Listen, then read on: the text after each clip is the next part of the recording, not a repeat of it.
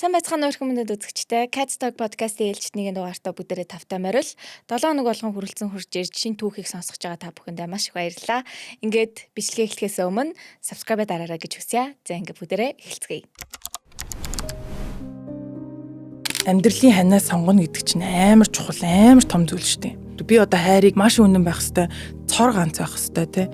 Би тэр хүнд хин хиндээ нэг байх хэвээр, амар үнэнч байх хэвээр.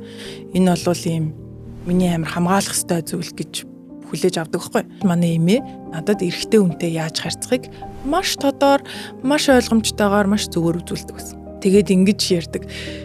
Эхнэр нь хүндэлдэг эрэгтэй хүнийг нийгэм хүндэлдэг юм аа гэж ярина. Манай ээж юу нь жоохон хатуу талдаа.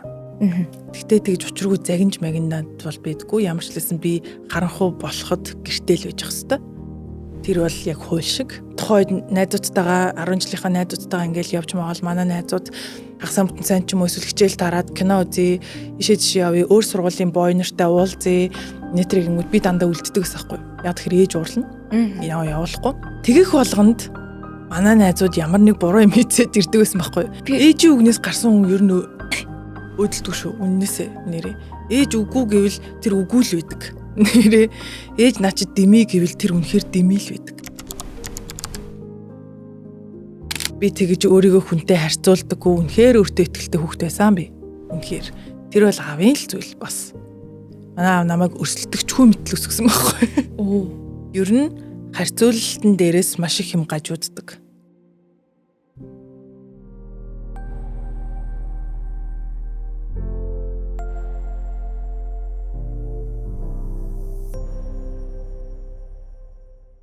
Жилийн цагаараа ер нь юу их сонирхолтой юм да?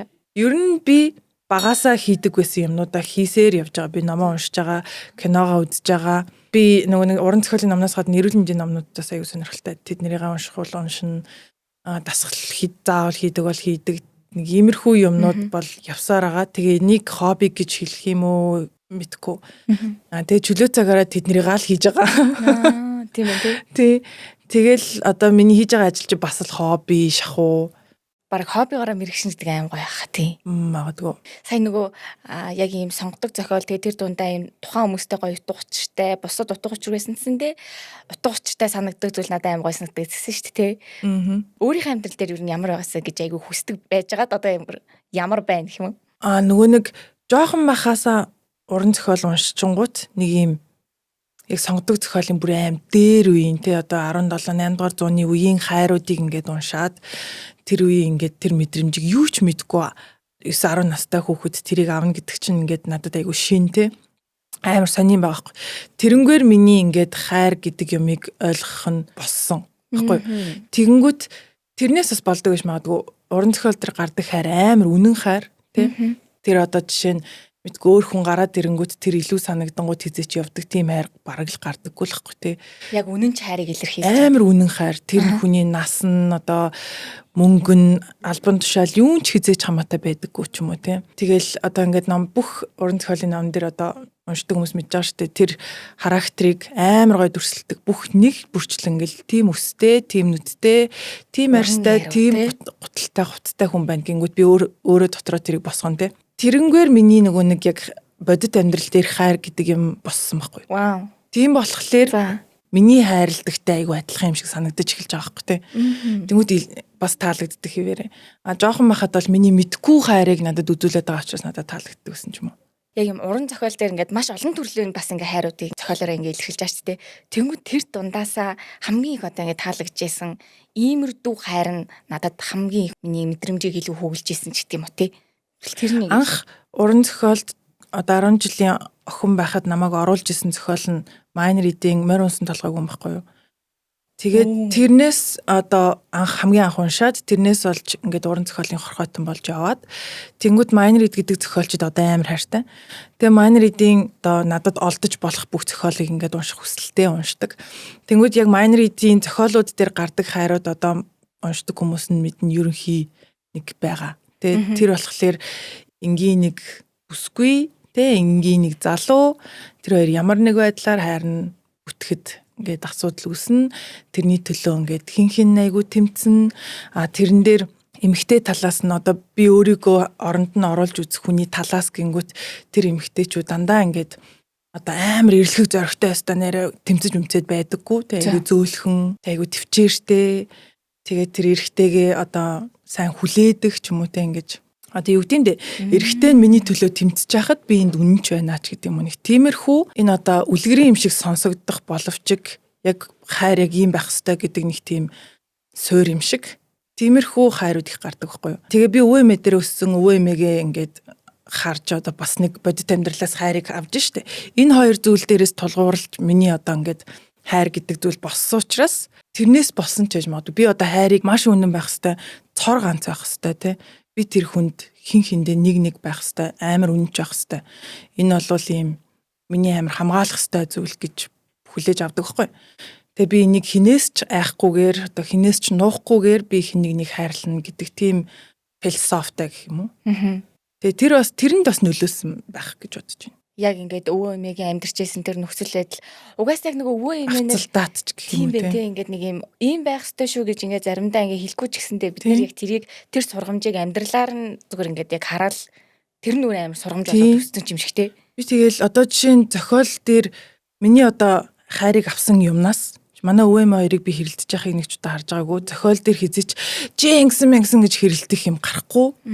Учираас би одоо ингээд бодит амьдрал дээр одоо хайртай хүнтэйгээ хэрэлдэж хашгиралтжсэн түүх надад байдаггүй байхгүй юу. Хүн рүү арилжсэн ч юм уу. Тийм юм байдаггүй. Гэх мэтчлэн юмнууд надад ингээд суусан юм байна гэж би сүүлд ойлгосон. Тийм тэгж нөлөөсөн байна. Эсвэл тийм болохоор нь би дуртай байсан ч юм уу. Сая ингээд ойлгосон гэж шүү дээ. Яг юу одоо тэгж ойлгоход ингээд нас. Одоо ингээд би 12 одоо 10 настай байснаас 30 настай би одоо энэ жил 30 нас хүрнэ. Энэ хугацаанд ингээд учиргүй би шал өөр хүн болол би одоо 10 настайдаа амар муухай хөвгт эсвэл сайн хөвгт гэж байгаа одоо муулцсан. Тийм өөрчлөлт надад учиргүй гараагүй ч гэсэндээ юмнууд баталгаажаад гэх юм уу та тий. Миний бодлууд ингээд докторж аваад тий. Энэ дээр ийм байдаг юм байна. Өмнө нь одоо жишээ нь мэдгүй 10 жилийн өмнө энэ яг ямар байдаг юм бол гэж боддог байсан юмнуудаа би олцсон ч юм уу. Тиймэрхүү юмнууд айгүй их тохиолдож байгаа учраас тэрнтэй бас холбоотой байж болно.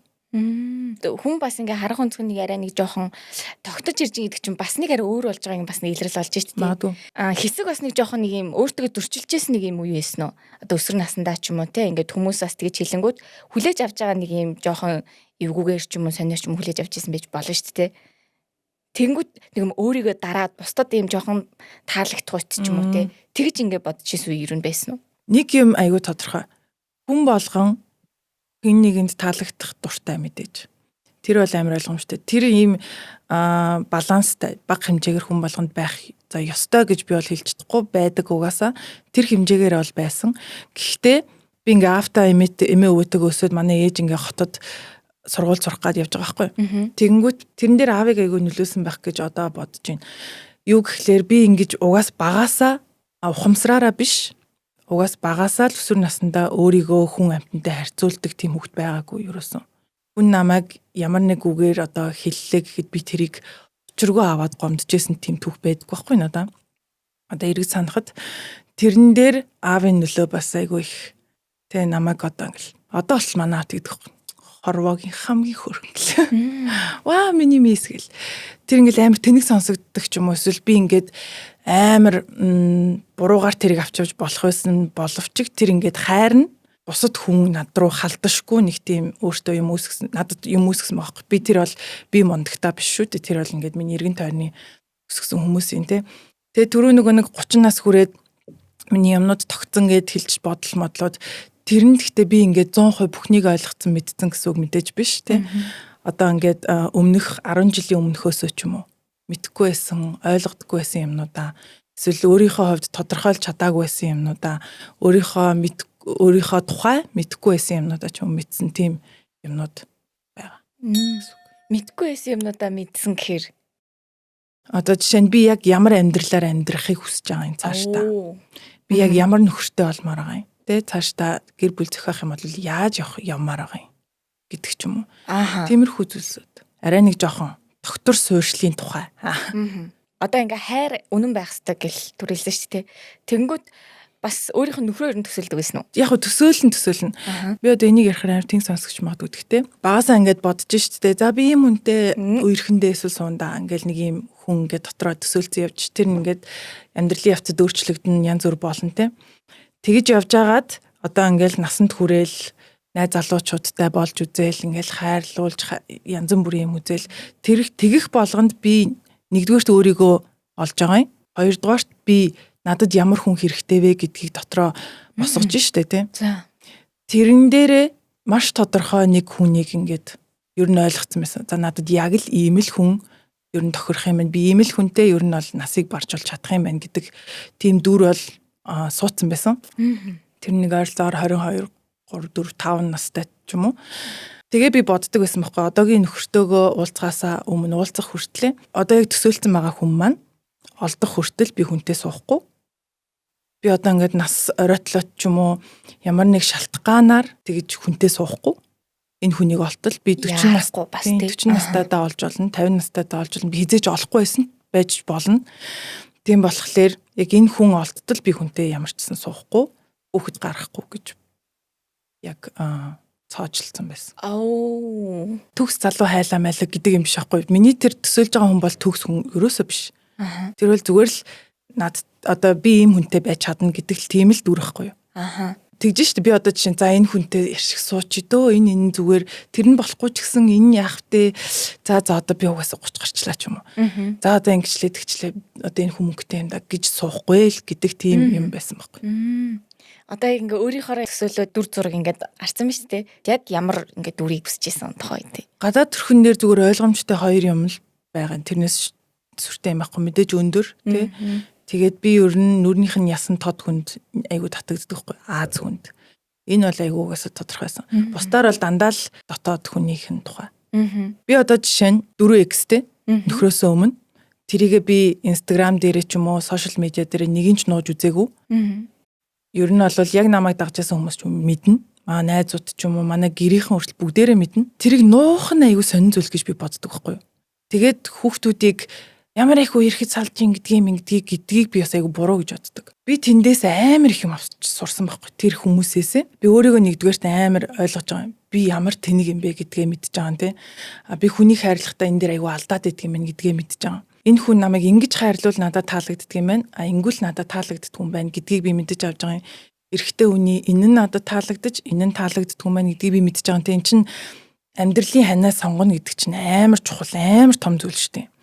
Тэрэнд намайг үнэхээр бэлддэг байхгүй. Би юу ч мэдгүй байжгаад ихэнд юм уу хоёрт гарчсан хүнтэйгээ суухгүй болохгүй эсвэл хүүхдтэй олчлаа хэвээр нэрэ гэж суумааргүй тэхгүй шүү дээ. Найдаа тэхгүй байцгаая тийм. Яг бүгднгийн учир зүггүй хамтантай уулзаад үерхэд унтаж хөвтөд яв гэсэн үг үнэхээр биш. Энэ бол яг хайрлалцаад тийм.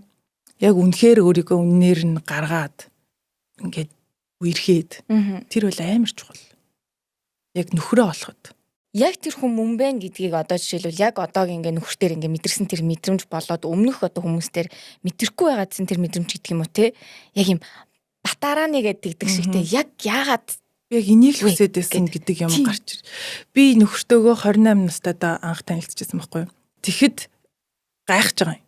Би ийм эрт ингээд энэ хүнтэй учирчин гэж ерөөсөө төсөөлөөгүй байсан болохоор би арай жоохон түрэгдээд байгаа юм болов уу гэж бодогдох ч юм уу тиймэрхүү. Тэгтлээ гайхсан байхгүй би нэрэн гэсэн. За. Яг л би бүр бичсэн байдаг байхгүй юу. Тэрийг одоо тухайн үед манифест гэдэг юм би мэддэггүй байсан. Тэгж яхтаа зүгээр бичсэн байдаг байсан. Тэрнтэй яг таардаг байхгүй манай нөхөр. Тэрэн дээр би юунууд бичсэн байдаг вэхээр ихэнхдээ ер нь бол зан характер буюу одоо хоёр хүний амьдралын хэм маяг таарах маш чухал. Хоёр хүний хайрын хэл буюу хүнийг яаж хайрлаж байгаа тэр арга барил нь таарах нь аюул чухал гэж би боддог. Энэ хоёр зүйл дээр хамгийн одоо гол поинтууд явж исэн байхгүй. Тэгээд тэд нэр аюул таарад бид хоёрын одоо хүнийг хайрладаг тэр аргууд яг адилхан. Тэгээд би биндээ хайраа илэрхийлэх ч юм уу одоо дургууд дуртайгаа илэрхийлэх нь яг адилхан. Тэнгүүд аюу хурдан уусаад явцдаг ойлголцтой юм тий. Тэр хүн надад бас өөрийнхөө хайрыг илэрхийлж байгаа нь би юм аюу тодорхой эрэгтэй хүнийг ялангуяа маш тодорхой байх тийм нөхцөл байдал аюу дуртай. Тодорхойгүй юмд маш дургу. Тэгээд тиймэрхүү юмнуудыг надад ингэж өгч чадчихсан тий. За би яг ингэж чамайг ингэж бодоод шүү. Яг ингэмэр шүү бид хоёр танилцаад нэг 2 сарын дараа суух талаараа үжээ ярьсан байсан ч юм уу? Ойлгоцсон байсан хин би яг ингэ бодож шүү. Тэгхүү ингэхүү гэд бүх юм ингэ төлөвлөөд тэр ингэ болчдөг. Яг тэгэхээр би юу н мэдчихсэн учраас тэгэнгүүт одоо ингээд за бид хоёр 2 жил болж байна, 2 жил гарсан болж байна. Магадгүй 20 жилийн дараа энэ бодол өөрчлөгдөх юм уу би мэдэхгүй шүү дээ. Өөрчлөгдөж болно. Би тэрэнд бол нээлттэй. Тэглээгээд яг өнөөдөр энэ бодож байгаа бодол маань л өөрчлөгдөхгүй. Би хүнээ олсон гэдэгтээ бол амар итгэлтэй. Магадгүй бид хоёр амьдралын явцад би ч юм уу манай хүн ч юм өөрчлөгдөж олно. Тэрийг би бас айгу ойлгож хүлээж авах болно. Би буруу хүн сонгочих ёстой нэр. Худлаа байсан байна гэж бол бодохгүй. Өөрийнхөө бодолтой итгэхээс гадна нөгөө хүнд итгэл ингээд айгу хэрэгтэй болчлоо ч тий. Тэгэнгүүт энэ итгэл за би үнэхээр одоо итгэя гэл бас нэг сонголтыг хийж байгаа шүү дээ. Тэр нь яг юунаас болж одоо ингэж итгэж тэр одоо сонголтуудыг ер нь хийж авсан. Ер нь харанхуй шүү дээ яг үнэндээ. Харин тиймтэй яг тодорхойлж гарт баригдахгүй нүгэл тэр нэг юм мэдрэмж юм уу эсвэл мэд яг юу гэдгийг би яг хэлж мэдэхгүй байна. Ямар ч лээс нэг тийм юм гараад ирдэг те. Яг болох юм шиг байна. Энэ яг те. Энэ юмнууд нь яг болоод ах шиг байна. Тэгээ бид хоёр эхний 1 жилдээ холын харилцаатай манай он гадаад сурдаг. Холын харилцаа надад их таалагдсан. Яагаад тэгэхээр гэтээ амар олон жилийн үйл амар их зүйлтэй мэдээж тэглэх байх. Газар бид хоёр 1 жил гэдэг бол гайгүй. Тэгээд юу нэг таалагдсан бэ гэхээр ярилцах цаг амар их гардаг. Бид хоёр өөр юу ч хийж чадахгүй юм ч угаасаа. Сонголт авахгүй. Ярилцаад л байна. Өөр юу ч хийж чадахгүй тийм. Тийм болохоор амар их юм ярьдаг. Өдөр шүнжэнгөө уцаар ярьж байгаа ш тэр хүн ажиллаа хийгээд хичээлээ хийхгүй л болвол би ажиллаа хийхгүй л бол бүх үед уцаар ярьж байгаа. Тийм байсан. Тэгээд ярилцдаг байсан учраас тэндээс айгүй их юм хурдан тодорхойлсон гэх юм ааш. Заавал холын харилцаанд байж ич хүмүүс ярьсан гэсэн үг биш. Ер нь бол ярих айгүй чухал. Тэнгүүд ингээ ярилцах хэвээр гингүүд хүмүүст айгүй жоохон хэцүү санагдаад сонсогдоод идэм шиг үлээ. Тэр нь тихгүйгээр зүгээр л юу ч хамаагүй яриад л тэр хүнтэй. Ер нь л юу ч хамаагүй. Тэгээд тэр дундаас амар их юм ойлгогдоод авах байхгүй юу? Тийм болдог. Ямар сони би ингээд сая ингэ сонсоодсэн чи бар надтай амар гоё ингээд матч хийглээ. Ягаад тэгэхээр өнөөдөр би нөгөө шинжилгээ өгнө гэдгсэн ч тээ гэрэлтэй баталгаалах шинжилгээ өгсөн. Нөгөө юу гэж. Тэгээ бас тиймнүүд мэддэггүй юм байна шүү дээ тий. Угаасаа яаж мэдхүүтэй гэлөө. Тэгээд тэр ихтэй амар гайхсан шүү дээ. Тийм үү? Ягаад дохын шинжилгээ, сүрийн шинжилгээ, арьс өнгөний шинжилгээг би хүнтэй суухаас өмнө өгж байгаа юм болоо гэдгийг хар ухаанаар бодож ойлгохгүйсэн байхгүй юу? За. Одоо би жишээ нь боли нэг хүн дохтой байлаа гэж бодоход тэр хүнтэй сууж болохгүй шалтгаан болох юм болов арьж үгүй л ах л та. Тэг яг тэрийг яг яагаад юм бол сэтгцийн үнэлгээ, тэрнийх нь үнэлгээ 8 сонтой чи шивээстэй юу ч гэж байгаа шиг. Тэгч асуусан уу? Хоёроос арай өөр юм асуусан. Юу гэж асууж байна? Үл ойлголцлоо яаж ингэ шийддэг вэ? Тийм хүн рүү юм шидчихсэн үү өнтер гэж бас асууж ирсэн юм байна. За яг зэрэг хариулсан шүү. Гэлцээ. Харин тэгэл би ингээл төрүүлэл хариулах манай хүн жоохон паникнд орсон бодохгүй гэсэн чинь ингээ дараа нь хариулсан чинь ямар нэгэн аргаар хүчрхийллээр энэ асуудлыг шийдэж суудаг байгаа юу гэж ингэж харж бараасан. Энэ бол тэгтээ амар болохоор асуудал гэр бүл болох ч байгаа хүмүүст болж байгаа асуудал байгаа байхгүй тийм. Яа. Тэр шивээстэй юу согтуугаар машин барьж ийсэн үү гэдэг бол яг миний шивээстэй өнтер гэж асуусан юм уу тий? Тийм сэтгцийг үнэлэх зүйл яг мөн үү гэж би бодоод энэнгээр яг юу үнэлэх гээд байгаа лээ. Ааха. Тэр аюу сонь санагдсан тэр шинжилгээ. Тэр одоо өвчин байвал яг яах юм бол? Зүгээр бүртгэж авах гэж байгаа юм уу? Хяналтанд авах гэж байгаа юм болов? Яг судлаад ингээд үзэхлээрт яг яах гэж байгаагийн талаар нь бичээгүй л үт юм билээ л тийм. Тийм ээ нүү.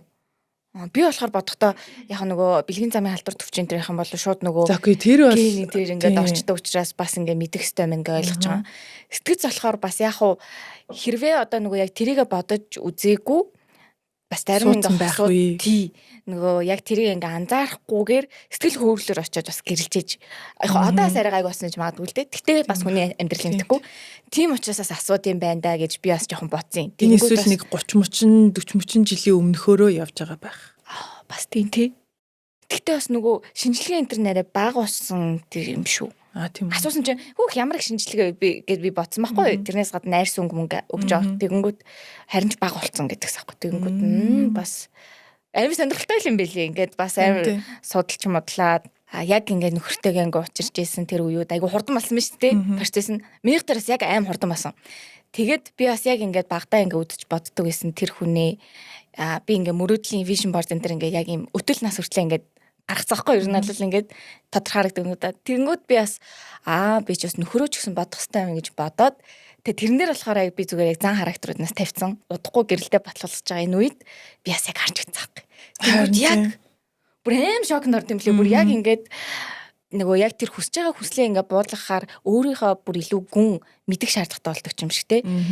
Надад яг ямар хүн ингээд шаардлагатай хэрэгтэй ийм байх юм бол болох вэ гэдгээ нарийн ингээ гүн рүүгээ ортол ингээ сэтгэл зүрх рүүгээ ингээ орж иж гаргаж байгаа учраас магадгүй ингээ destined гэдэг шиг надад ингээ зориулагдсан хүнээ би бас өөрөө дотроосоос ил болгоод тэгээд дараа нь ингээ ажиглангууд яг тэр хүнтэйгээ ингээд учирсан байдаг юм шиг амар сонирхолтой. Гэтэ яг энэ ингээд ярангууд одоо үзэж байгаа дүүнер маань ч юм уу би өстө бичих хэвээр маань би vision board хийгээд ингэх юм бол олох юм байна гэж бодож иж магадгүй. Бас тийм хотлаа л да. Тэгээд тэр гэсэн үг биш. Яг бичиж олно. Тэгээд тэр өөрчлөгдөж бас болно. Заавал яг тэрнгээрээ байна гэсэн бас албатай биш. Нэгдүгээрт, хоёрдугаарт нэг юм амар гуймаар байдгийн. Яг хүсэж байгаа хүн чинь яг биш болвол битгий амар төвчиж хүнтэй байгаа чи. Тэрнээс чи яг үндэ юм олж ахгүй. Дээрэс нь эрүүл мэндийн мэдлэгтэй байж өөрийнхөө эрүүл мэнд болон жирэмслэлтээс хамгаалах ч юм уу гэр бүл төлөвлөлтөн дээр айгүй ухаантай ханддаг эрэгтэй дүүнер маань ч бас шүү. Ухаантай ханддаг байгаасаа гэж хүсдэг. Одоо эргэн тойронд амар их найзууд байгаа шүү дээ. Хүүхэдтэй болсон. Гэсэн нэгэнч батлуулаагүй би тэрийг жоохон сонин зүйл юм шиг надад санагдаад. Тэгээ яагаад тэгж байгаа гингүүд батлуулж яг ямар ашигтай юм ч гэдэг юм уу? Эсвэл хурмаа ихээр батлуулах юм гэдэг ч юм уу нэг тиймэрхүү эвгүй юмнууд. Тэгээ би гайхаад мэдээж би нөхөртөө гэрэлтэй батлууллаа гэд надад ямар ч ашиггүй. Юу ч өөрчлөгдөхгүй яг үнэндээ. Тэгтээ энэ бол нөгөө нэг миний түрүүний хэлсэн яг доктортой тэр баталгаатай мэдрэмж эрэгтэй хүнд ч тэр айгу хариуцлагатай за энэ хүрээд би шал өөр амьдралаар амьдрах чинь шүү тий. Би одоо эхнэр хүн боллоо шүү, нөхөр хүн боллоо шүү гэдэг мэдрэмж гэдэг чинь амар чухал ах зүйл ахгүй да. Тэрнээс зүгээр хүүхдийг гаргаж өгчөөд энэ маа нөхөр аа гэж хэллээ гэд тэр мэдрэмжийг яг авч чадах уугүй юу гэдгийг би бол мэдгүй байна л да. Гэхдээ үгүй бах гэж би бодож байна. Тэр миний хувьд бол энэ айгу чухал зүйл. Энэ гэрлэлт батлуулна. Тэгээ бит хоёрын баталгаа одоо манай гэрийн хойморт ингэж аацтай байгаа. Тэр бол гоё. Тэр бол манай гэрийн байбл ахгүй юу? Тэгээ айл болгоно ингээ хоймортой бурхан байдаг бол манай гэрт бол гэрэлтийн баталгаа маань байгаа. Тэр болвол хин хинд нь айгу тийм юу өгөхстэй, хариуцлага өгөхстэй, баталгаатай мэдрэмжийг өгөхстэй тийм айгу их тийм мэдрэмж өгөхстэй зүйл байхгүй юу? Байх ёстой гэж би бодож байна. Гэхдээ заавал чамайг яваад батлуул гэсэн үг шүү дээ. Би одоо амар бодоод байхгүй. Манай ингээд найзуудаас ингээд хосууд ингээд болонгууд нийтлэг нэг ажиглагтаад байдаг нь зүгээр болох хэвээр харилцаа аим хурдан болчдөг юм шиг. Тэр нь гэхдээ нөгөө ямар ч юм хазааргүй гэх юм уу? Одоо юм тий. Эргэлзээ нэгэндээ үүсгэх хүн болов? Тий. Тий шүү дээ. Ер нь тэгээд угаасаа хүмүүс мэдж байгаа л үгүй хайрлуулж үтсэн хүн болгоно л ер нь хайр ямар хөө байдгүй. Үнэхээр хайртай болвол ямар мэдрэмж нь зөв ямар нь буруу гэдгийг ерөнхийдөө нэг гадарлаа шүү дээ. Нэг ганцхан удаа хайрлаж исэн ч байлаа гэсэн. Тэр хүн үнэхээр л чамд ямар ч алдаа мадггүйгээр чиний тэр дуртай зүйлүүдийг мэдрүүлээд байвал байж болох юм шиг санагдаж эхэлнэ. Одоо бид нэр хэддүгээр зуунд амьдарч байгаа л үү? Ямар газар яаж амьдарч байгаа л үү? Одоо ямар нэг юмнаас болж, ямар нэг шалтгаанаас болж хайраас өөр шалтгаанаас болж хүнтэй битгий суу гуйж ин. Одоо чиний нас ямар ч хамаагүй. Чи заавал хүүхдтэй болох албагүй яг үнэндээ. Тэ чи заавал яг үнэндээ хүнтэй суух ч албагүй байхгүй юу? Тэ чи заавал хин нэг төвчиж амьдрах бас яг төвчих юмнууд үнэхээр хүнд байна. Гэтэ ингээл өдөр болгон те бүх юмыг нь төвчин барин хүнтэй байна гэдэг чинь чамайг амар ядран штэ эн чинь чи гоё амьдрах хэрэгтэй штэ. За нэг 30 таа өх ирчээд аим том ирчлээ уушлаарай. Тэгтээ яг хуу өдөө болтол ингээд өдөө болтол яг хуу мэдсэн чадсан. Тэгээ би өөрийнхөө туршлагаас ярьж байна. Хэлсэн штэ би хүүхдтэй болохгүй гэж бодож ирсэн гээд. Одоо манай бүх найзууд бүх эргэн тойрны хүмүүс хэлдэг чи 3 жилийн өмнө би хүүхд төрүүлэхгүйгээ явж исэн. Одоо ингээд нөхөр мөхртэй болцсон байхын энэ төр гээл те. Тэгээ би яагаад тэгж боддог гэсэн гэхээр миний одоо яг нөгөө бодцсон юм байна штэ. Би яг ийм л хүнтэй ямар ч сан суун. Би 40 настайдаа байж болно, 50 настайдаа байж болно, 60 настайдаа байж болно хамаагүй. Тэр болтол хүнтэй суухгүй. Тэгээ нөхөргүй юм чинь би хүүхэдтэй яагаад болох вэ? Тэгээд оройтож хүүхэд гаргаж ийснаас хүүхэдгүй амьдарч бас болноо гэдгийг өөртөө ингэж ойлгуулад хүлээн зөвшөөрөөд мэдээж хүүхэд гэдэг чинь амар гайхалтай зүйл мэдээж. Тэгтээ тэрийг чинь ингээд би нөхөртөөгөө яг амбулээрээ гурлаа байхдаа бас гаргамаар байдаг зүйл шүү дээ. Хүмүүс энийг хэлэхлээр өөдөөс амар тийм юм яриад дээ. Монгол эмэгтэй хүний насаар одоо эхний хүүхдээ 31 наснаасаа өмнө гаргах юм бол тэр хамгийн аюулгүй хүүхэдтэй ч тэр ээжид тэр энэ бол шинжлэх ухаанаар батлагдсан судлаад гаргаад ирсэн юм тоо. Энэ Орос хөндөөр хятад хөндөөр мэдээж те. Яагаад тэгэхээр бидний амьдарж байгаа газар амьсгалж байгаа агаар салхин хүртэл өөр учраас бидний бие махбод өөр юм аа. Тэнгүүд хүмүүс гадаадд 40-тэй хүүхд төрүүлээ лээд шүү дээ. Ямар тийм юм ярьдаг. Гингүүд би тэр хүнийг шууд ямар тийм хүү юм бэ гэж боддог байхгүй. Энэ бол бүхэл бүтэн нэг хүний амьдралын талаар ярьж байгаа юм. 2-3 хүний амьдралын талаар ярьж байгаа юм. Энэ бол шинжлэх ухаан. Тийм болохоор бас жоохон ухаантай хандах хэрэгтэй энэ дээр. За тэгтээ одоо 35 татаа эхний хүүхдээ төрлөө зүгээр байгаа хүмүүс өчнөө байгаа мэдээж. Тэр бол амар мундаг аз. Одоо бид нэр ямар нөхцөлд амьдарч байгаа л. Айгу хэцүү шүү дээ. Тийм болохоор тэр болгоныг маш сайн ухамсарлаж, айгу сайн төлөвлөж одоо жирэмсэн байх үеийн ч юм уу, хүүхэд гарсны дараах үеийн ч юм уу би нэг ангаах төгссөн хүмүүсээ. Тэр үеийн биений арчилгаа ч юм уу тэр үеийнхээс илүү жирэмсэнд төлөвлөх үеийнх нь илүү чухал байхгүй юу? Тэрнээс хамаагүй чухал. Тэгэхээр чи жирэмсэн болоогүй байхдаа өөрийн бүх биеэ бэлдээд, нөхрөө бэлдээд, гэр орноо бүх юмаа бэлдээд тэр хүүхдийг хийх хэрэгтэй.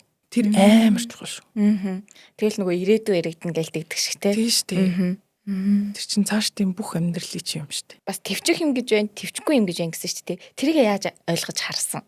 Яг юу юм хүн хүнд өөр байх л да. Гэхдээ ерөнхий нэг амар ойлгомжтой юмнууд байгаа шүү дээ. Тэр хүнд 9 амар гоё сайхан зан чанар байна. Нэг муухай зан чанарыг нь би твчгөөсөр аргагүй энэ гэж бодоод 9 сайхан зан чанарыг нь хараа сууж болж юм те. Гэтэл тэр нэг муухай зан чанарын хэмжээ нь маш том байж болно шүү дээ. Тэр 9-ийг нийлүүлснээс илүү том байж болно. Тэр өдөр болгон цаг тутамд гарч ирдэг хэцүү зүйл ээж болно те. Чамаг архинд дуртай мөртлөө амар сайн нөхөрөөж болно. Энд чинь бас л амар хэцүү хэцүү зүйл шүү дээ. Чамайг ингээд амар муха үгээр хилдэг мөртлөө асар халамжтай хүн байж болно. Энийн ялгааг мэдэж одоо хүн болгонд твчгэд хэцүү зүйлүүд нь өөр те. Хүн болгоны зовлон, хүн болгоны өвдөлт мэдрэх чадвар бүгдээрээ өөр учраас ерөнхийдөө чамайг зовоогоод байгаа зүйл өдөр тутамд үргэлж ингээд чамд мэдрэгдээд ах юм бол ер нь бол биш ээ наадах чинь. Тэгээ хүнийг өөрчлөн гэж боддгоо болох хэрэгтэй.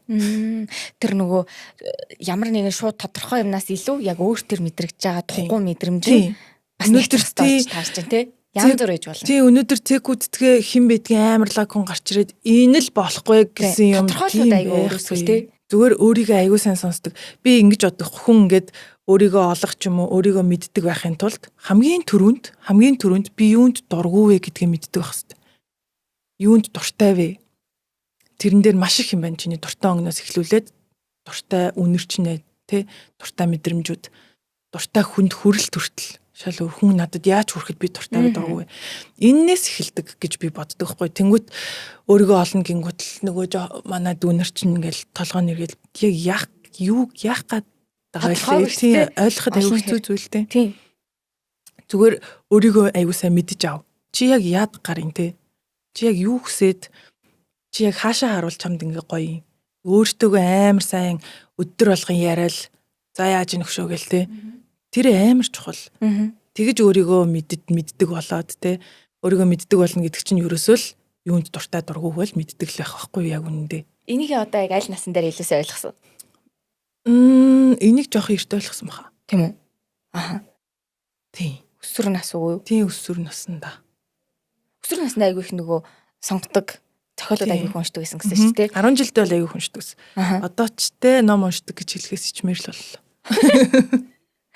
боллоо. Манай нөгөө нэг эмээ өвөө ингээл манай гэрт хаашаал харангууд хүмүүс ном уншаад байж идэг гэсэн байхгүй. Тэгэл манай өвөөгийн хэлжсэн үг ерөөс санаас гардаг. Би тэгэл ном уншаал их дөнгөж эхэлж мөхлөөл тэгэл өвөөтэйгөө Монте Кристо ярьж мэрэл тэгжсэн чи манай өвөө чи нэг номыг тэг хэдэн хоногт уншдаг. Би тэгээ худлаа ярьж байгаа байхгүй жоох хөвгт. 7 хоногт би хэдэж нэг ном уншдаг байгаагүй тэр үед. Би 7 хоног гэсэн чинь тэгвэл чи өөрийгөө ном уншдаг гэж хэлэхгүй гэдгээс аахгүй манай өвөө. Манай өвөө тийм галзуу уншдаг хүн байсан.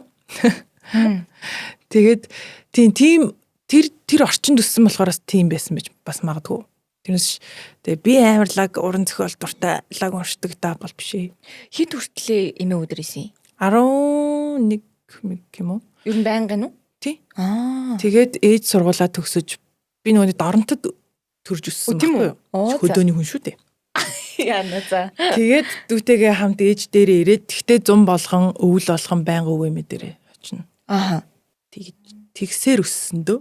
Тэнгүүд одоо ер нь бас яг аав ээж таныг ойрхон биш шүү дээ. Тэгээд тэр одоо мэдрэмж нь хэр идэвсэн ингээл аав ээжээ санаж өгүүлээл юм зан характерын хувьд бас ямар байсан. Яг уу яг 10 нас хүртлээ яг аавтайгаа байж байгаа ээж дээрээ ирээд нэг тийм учиргүй амар холдоод байсан юм бол сүртэй байхгүй.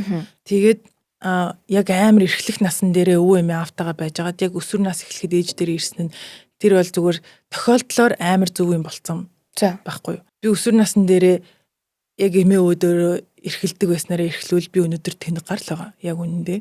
Манай эмээ өвөө намайг би бүр ээж дээрээ ирэхдээ нэг ширхэг аяг зайлж үзээгүй ирсэн гэж боддоо. Тэгж мундаг эрхлүүлдэг байлаа. Эмээ өвөө дээрээ зөвхөн ганцаарх навсан гэсэн үг үү? Тийм дүүтэйгээ. Дүүтэйгээ.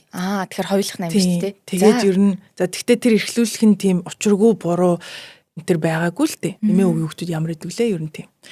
Тэгээ өсвөр насн дээр ээж дээр ирэх нь миний гоо зүй бэлгийн байжилт бүх юм илүү надтай нас ойролцоо хүнтэй өнгөрүүлэх нь надад илүү зөв гайд болсон. Тийм үү? Эрхлэх нас бол зөв хүн дээр өнгөрөөд яг эрхлэх насн дээр ээжтэй байсан бол магадгүй манай ээж яг хичээл хийцэн амьдралын төлөө гэсэн байгаа учраас надад яг эрхлүүлэх зав байхгүй байсан баг. Тэгэхээр нөгөө бас нэг жоохон хайраар дутуу мэдрэмж бас мэдрэмж ээж болохоор тийм. Тэгмүүд яг өсвөр нас буюу миний тэр одоо яг ээжигээ харах хэвээр насан дээр ирсэн тохиолдлоор яг гоё тэгж таарсан. Тэгээ зөв болсон байж магадгүй. Ээж нь ер нь өсөхдөө ер нь ямар арга барилаар өсгдөг байсан юм санагдчихэв. Манай ээж ер нь жоохон хатуу талдаа. Тэгтээ тэгж учиргүй загинж магинаад бол байдгүй. Ямар ч лсэн би харанхуй болоход гэртэл байж ах хэвээр. Тэр бол яг хууль шиг. Ингээл би ээжтэйгээ хамт амьдраад ээжийн гэрээс явтлаа би ээж үгээр байх хэвээр ер нь бол өдөр болгон би гэрээ цэвэрлэх хэвээр. Би айлын том 2 доороо эрэхтэй дүүтэй хоол хийх хэвээр заавал. Тэгээ хичээл дээрээ сайн байх хэвээр. Ийм л юм. Надаас хүсэж байгаа юм. Одоо харанхуй болоход гэртээ байхгүй бол алуулна. Тэр нь зодож модох ч биш үү. Ээж нөгөө нэг 2 залхахад амар штэ яг нэг тиймэрхүү. Манай ээж ажихт ингэж яг загинж магнахгүй. Тэг ингээ уурлаад тэр нь илүү амар ч юм уу нэг тиймэрхүү байсан юм. Тэгж өссөн. Тэгээд тэрийг одоо би боддог байхгүй хэрвээ би хүүхэдтэй болох юм бол би яг ялангуяа охинтой болох юм бол яг ингэн гэж боддог байхгүй. Яа тэгэхээр одоо ингээд би ингээд тухайд найзуудтайгаа 10 жилийнхаа найзуудтайгаа ингээд явж магаал манай найзууд хагасаа бүтэн сайн ч юм уу эсвэл хичээл тараад кино үзье, ишээ жишээ явъя, өөр сургуулийн бой нартай уулзъя, нэтрийг ингээд би дандаа үлддэг гэсэн байхгүй. Яг тэр ээж уурлна. Явуулахгүй. Тэгэх болгонд манай найзууд ямар нэг буруу юм хийцээд ирдэг байсан байхгүй. Архи ууж үтцсэн ч юм уу эрэгтэй хүмүүстэй уулзсан. За тэр яах вэ? Ер нь их тиймэрхүү. Амар оройтч гэртээ харцсан. Тэгээ би тийх болгонд нь ямар хэцүү юм бэ Би ингээл найзуудтайгаа явмаар байна ста нэрэ. Манай найзууд надгүйгээр гоё юм хийгээд байна. Яана за. Тэгэл бэлтгэн дээрээ гараал уйлж муулаад тэгдэг байсан байхгүй тухай үедээ тий. Одоо бодсон тэр ямар зүв бэ? Харин одоо яг бас яг тэгж өссөн бас манай нэг ганц хоёр бас найзууд байгаа байхгүй юу? Ингээд багтаа ингээ ерөөсөө ич явж байгаагүй. Тэгээ одоо яг бас тэгээ постлоод авах сошиал дээрээ ямар зүв бэ гэж бас юм хэлсэн шүү. Амар. Тэг яг нэрнээсээ тийм баад байхгүй тий. Маш. Гэтэ тухайн үедээ бол яг найзууд зүгээр юм шиг санагддаг байсан. Одоо ингээл буруу юм хийгээд ингэж штэ. Тийм ямар гоё юм бэ баг. Тэгж үглээж авдаг байсан уу? Яг харин тийм тий. Би үзээгүй гэл тий.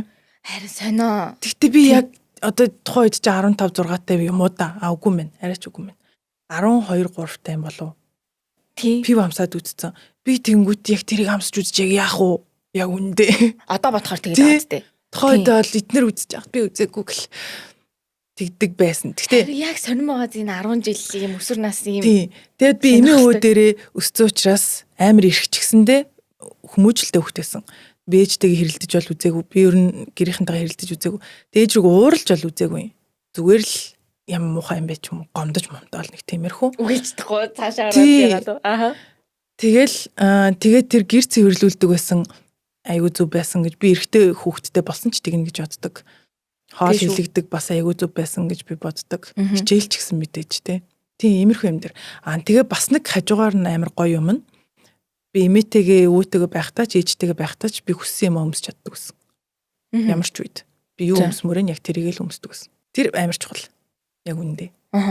Тэр би өөрийгөө илэрхийлэх гэдэг чинь ямар нэг юмар. Би өөр надад өөрийгөө илэрхийлж чадах юм байхгүй. Надад хангалттай гоё үг байхгүй. Миний хоолыг сонсох юм байхгүй. Би өөрийгөө илэрхийлж чадах маш цөөхөн зүйлсүүдийн нэг нь хувцас штэ тий. Тэр үед за учиргүй мэдээж амар фишнет цирко өмсөөл гараад ирвэл одоо юм хэлхэл баг. Тэрнээс харваас амар хөгшин ихчийн гутлыг би авъя гэхэд авч өгдөг л байсан байхгүй юу. Тэр тэгээ ямар тэнэг вэ гэж тухайд мэдээж бодохгүй тий. Энэ болохгүй байх гэж бодохгүй. Дараа нь энэ надад одоо зөхгүй юм байна да. Энэ дими юм байна да гэдэг би өмсөж үзээд ойлгоод амар хурдан тэр чинь ингээд хувь хүний хөгжилт айгу эрэхтэй юм. Олон юм гоё туршиж үзээл те. Тийм. Хурдан өөрийгөө хүнд илэрхийлж сурж байгаа юм, өөрийгөө ч мэдж байгаа юм те. Энэ надад зөгтгүй юм байна. Би энд дургүй юм байна ч юм уу. Хангалттай хэмжээний тийм үг байхгүй учраас бас ингээ хувцаараа илэрхийлжсэн гэж тэгсэн шүү дээ. Одоо энэ нөгөө 10 жилийн одоо хэдэн настай гэсэн үг энэ нөгөө ном барьсан 2 зураг аа шүү дээ. Энэ үед явсаа тэгэж хувцалдаг байсан гэсэн үг шүү дээ. Тийм. Гоё харалтаа. Хөөх юмтай. Би тэгтээ хардаа. Энэ нөгөө нэг би герман сургууль сурдаг байсан. Тэгээ сурах цолилцоогоор герман руу сурагчид яваад тэгээ тэнд одоо яг өөрийнхөө ижил насны охинтой хамт амьдраад хамт сургуульд нь явдаг тийм хөтөлбөр байдаг гэсэн байхгүй. Тэрэнд явж байсан. Тэгээд одоо энэ яг германаас авсан одоо би амар ганган хувцснууд гэж бодож тухайд өмссөн байсан хувц байна л да. Өөрийгөө бол алж гин би бол өнгө мөнгө айгуу гой тохируулчлаа гэж бодсон байгаа. Тухайд сайхан. Одоо харахад oh my god тий. Аргагаар.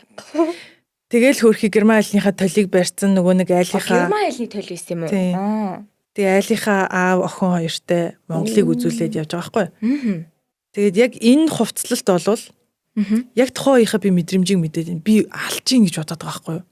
Би яг өнгөний зөгцөл могцлоо бүр яг амар гоё хийжлээ те. Би улаан хүрэн ийм бомбор өмссөн. Би ийм улаан хүрэн готл өмсчлөө. Би ёо гэж бодож ирсэн штэ. Яг үнэхээр. Одоо хараач те. Гэтэ тухайн үедээ тэгэл гоё лээс юм шүү дээ. Ямар харагдажсэнийг бол би мэдэхгүй байна. Ер нь тэр нь надад нэг сонирж байгаагүй. Одоо тэгээ харангууд надад тэнэг харагдаж штэ. Тэгэхээр би ер нь бол дэвшсэн байна гэсэн үг байх юм штэ. Тэ энэсээ. Тэ. Яа. Энд гэхдээ нөгөө яг одоо ингээ хувцлал ингээл ямар нэг юмнаас ингээд гоё урам зориг аваад би яг энэ шиг иймэрдүү гэж бодож ирсэн үү? Эсвэл бол өөрийнхоороо сэтгээд таг өөрийнхоороо шүү тийм үү? Хөөх юмтай. Би тэр үед яг уу ганц үзэж болох юм яг уу фэшн ТV байсан бид нарт ч. Тэгээ фэшн ТV дээр чинь учиргүй өдөр тутмын хувцалтын талаар гардаг сувг биш шүү дээ. Тэр бол дандаа фэшн шоунууд, фэшн ивентүүд гардаг учраас яг энийг хараад энийг өмсчий гэж бодох тийм боломж болцоо биш байхгүй юу? Тийм болохоор угаасаа харах юм байхгүй. Харвал яг ээжигээ харна. Өөр юм байхгүй. Тийм л. Тэгэл одоо ингээл мөнчгөрөөрөө хөрхий. Цэлсэн байна. Баг зэрэг дуу муутай байсан уу? Ер нь яг өсвөр насн дээр сэтгэл 100% ч юм уу? Ер нь яг ямар шүү байдаг гэсэн. Би ер нь штэ маш нормал хүүхдээсэн байхгүй юу. Амар дуу цөөтэйч үе надад байгаагүй, учиргүй галзуу үеч надад байгаагүй, сахилгагууд ч явсан ч үе байхгүй, яг зүгээр аягүй сайхан. Миний ингээд намайг өсгсөн тэр амьдрал аягүй сайхан. Ямар ч муу юм тохиолдож надад үзээгүй, аягүй гоё өссөн байхгүй би. Тэр бол миний гэр бүлийн мондгийнх л та. Тийм, миний мондгийнх биш. Тэгээд тэнгууд заримдаа одоо ингээд найзуудтайгаа яриад надад одоо ийм юм тохиолдож байгаагүй. Одоо жишээлх юм бол нэг ийм тохиолдол гарч байгаа байхгүй. Бидний үеийн охтуудыг хизээ нэгэн цагт хин нэгэн оролдож байсан байдгаа. Гэдэг штэ тий. Ер нь бол Тийм амар их байсан одоо ч баг байгаа байх. Одоо ил болоод байгаа юм шүү тиймэрхүү юм. Магадгүй тий. Тийм юм заавал байдаг байсан гэж ярьж байгаа. Окей тий. Тэр бол нормал биш, энгийн биш зүйл шүү дээ.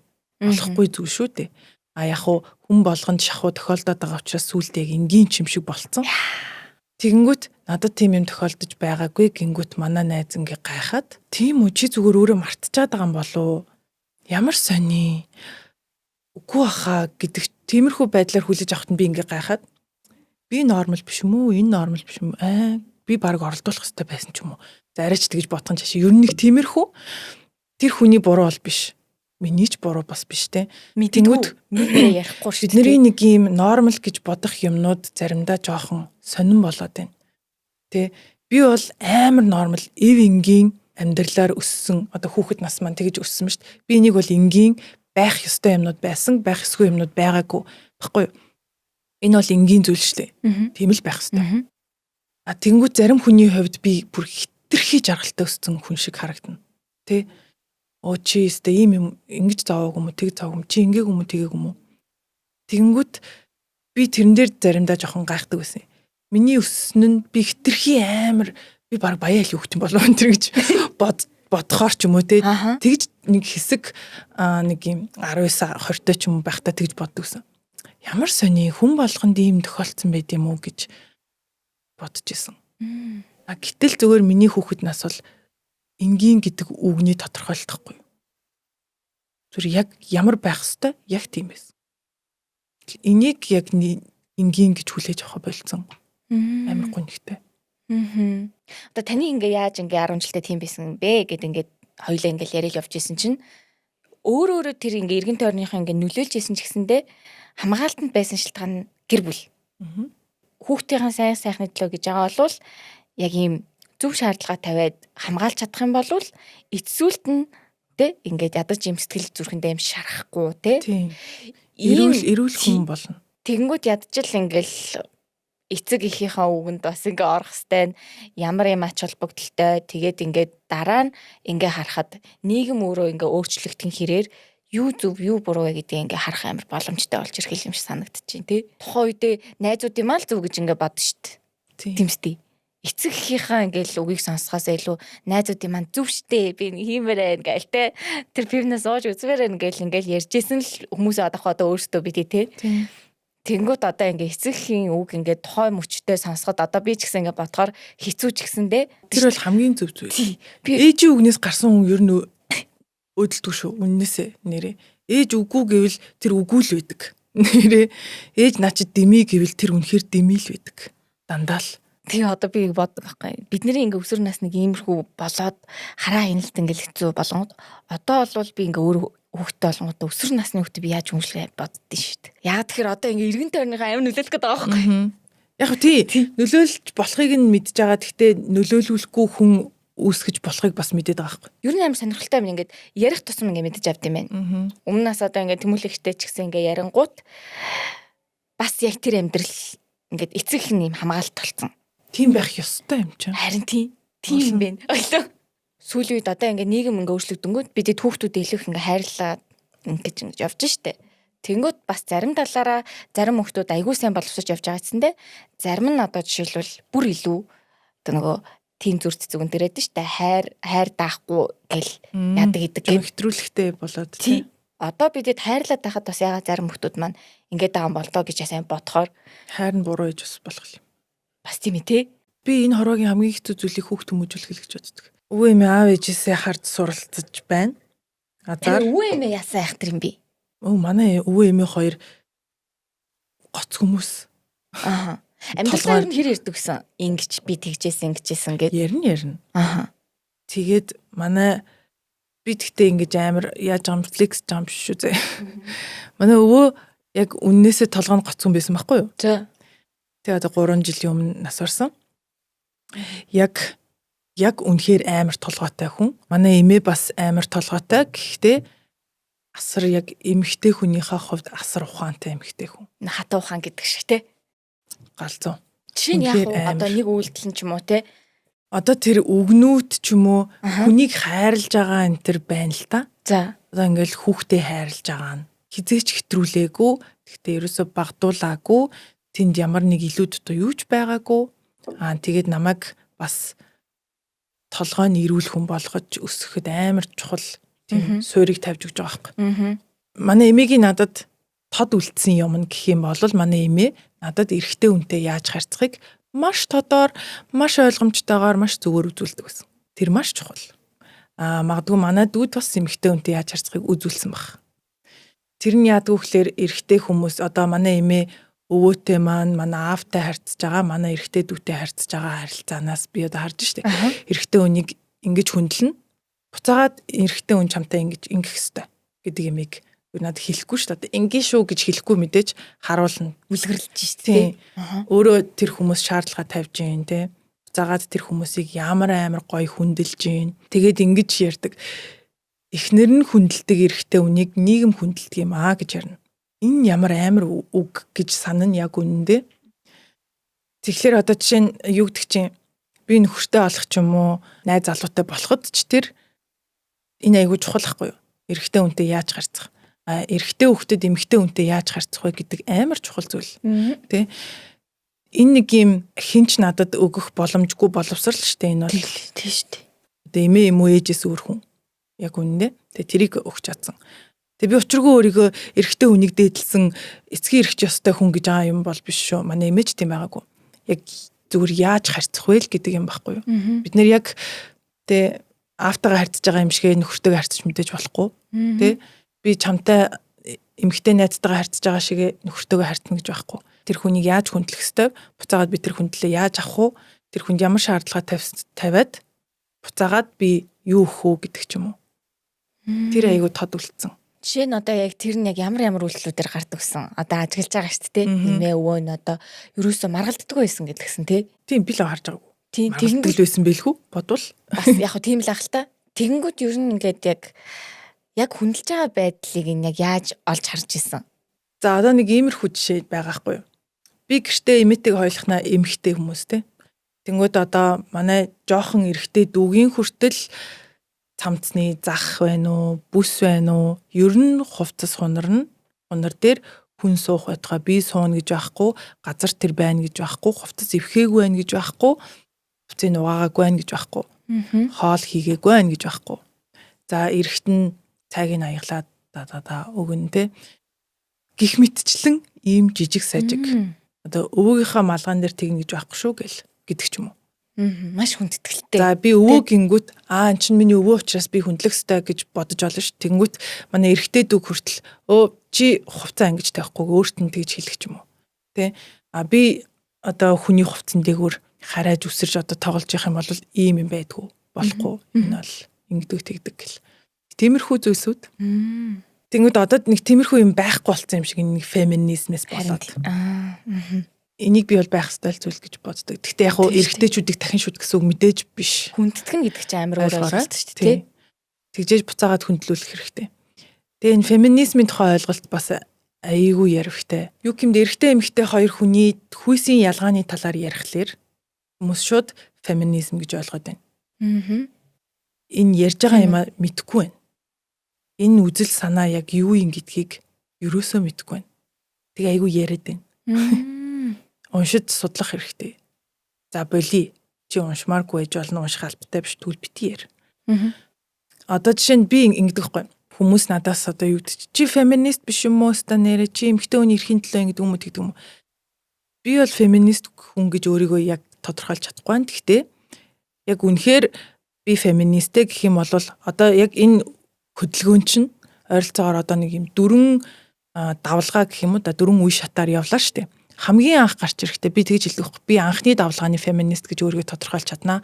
Бусдаар бол би феминист ш. Энэ юу гэж юм гэхэлэр хамгийн анх удаа феминизм гэдэг энэ хөдөлгөөн гарч ирэхдээ 1930-аад онд эмэгтэй хүмүүс бид нэр зөвхөн ажил хийя, бид нэр сургууль сурья, бид нэр эрэгтэй хүмүүстэй адилхан зөвхөн үнэлүүлье гэдэг ийм л үдэл санаагаар гарч ирсэн хөдөлгөөн байхгүй юу? Тийм ээ? Яг энийг л би дэмжиж байна. Энэ бол мэдээж зөв.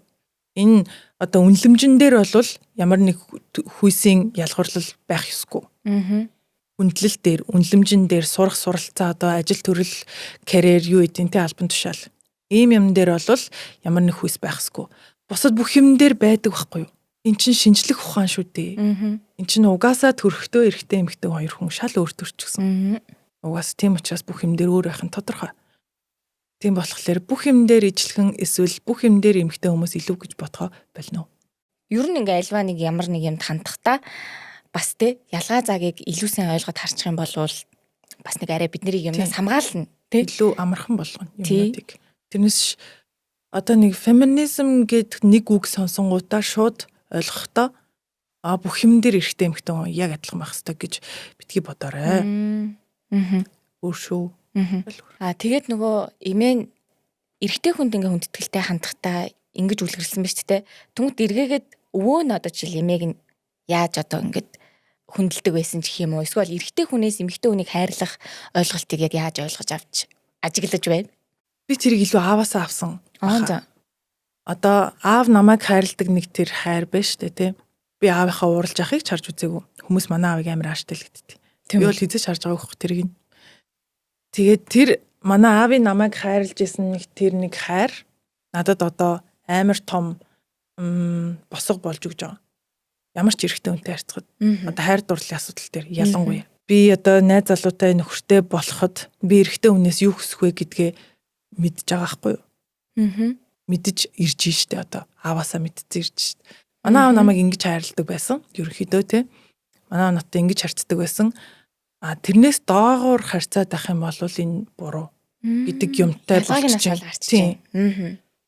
Тэгээд манай аав одоо учиргүй тэрэн дээр ухаан зарцуулаад охинтойгоо ингэж харьцъя гэж бодоагүй л ах л та. Зүгээр л хайрлсан байхгүй юу? Жишээлх юм бол ингээд би тэгэж өөрийгөө хүнтэй харьцуулдаггүй үнэхээр өөртөө ихтэй хүүхэд байсан би. Үнэхээр тэр бол аавын л зүйл бас. Манай аав намайг өрсөлдөгч хүн мэтэл өсгсөн байхгүй. Тэгээд тэрэнд чинь ямар гоё үгээ сая. Тийм бэ нэрээ те. Үнэхээр тэгсэн. Тийм болохоор би нэг тийм юм угаасаа суугаагүй. Энэ хүүхэд надаас арай юм уу гэж тийм бодол зүгээр ягаад чи ер нь л орж ирдэггүй. Нэгдүгээрт, хоёрдугаар тэр эрэгтэй хүмүүс дээр бас тийм одоо яг тэрийг яг тодорхой тайлбарлахад жоохон хэцүү юм. Хайрыг жоохон ойлгоцсон байсан гэх юм, ойлгуулсан гэх юм уу да. Ер нь хайр ямар ч лээсэн нэг иймэрхүү юм байх ёстой юм байна да гэд тэ. Хайр бол хизээч намайг над руу орилж байгаа болвол энэ бол болохгүй юм байна. Манай аав намайг ингэж байгаагүй гэл тэ. Хайртай ингээ хүнээ сая ингээ хүндлэх цаанаас юм ундарч гардаг юм шиг. Би бодсон байхгүй ингээд нийгэмд маш олон ингээл хүмүүс эрэгтэй хүнээ ингэх ёстой, тэгэх ёстой гэдэг ч юм уу юм олон ингээд ойлголтууд ингээд байгаад ирэнгүүт хайр өөрөө баг өөрөө заагаад өгчтэй юм шиг надад санагдсан шүү. Би хүнийг хайрлах хамгийн амархан зүйл гэж боддог. Хичээгээгүй байхад гардаг зүйл учраас яг үнэхээр хайртай болвол тэр хүнийг хүндлэх ч юм уу. Тэгээд энэ тиймэрхүү юмнууд амар амархан. Эндээ болвол хайр тийм хэцүү зүйл биш. Чи хайрлж ивэл хүссэн үсээгүй хүндлэл гарч ирнэ.